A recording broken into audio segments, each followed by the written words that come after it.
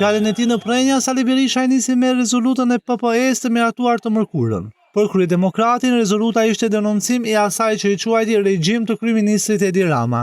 Dje votuan me unanimitet një rezolut në mbështetje të secilit prej jush të votës tuaj të fitores Partisë Demokratike dhe denoncuan Edi Ramen, klikën e tij si armiq të egër të votës së lirë të shqiptarëve.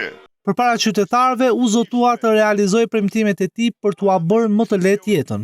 Ne do u rikthejmë parat qytetarëve shqiptarë dhe se çdo pensionist në këtë rreth, në këtë qark, në Shqipëri, brenda 100 ditëve të para, nuk do ketë kur një pension ndën 200 euro. Një premtim kishte edhe për fermerët e zonës dhe jo vetëm.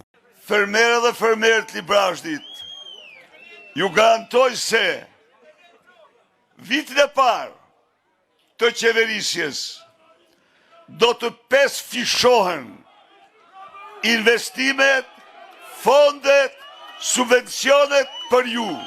Njëjtë siç ka vepruar Donald Trump në Shtetet e Bashkuara të Amerikës, Sali Berisha premtoi se bandat kriminale do të shfallen terroriste.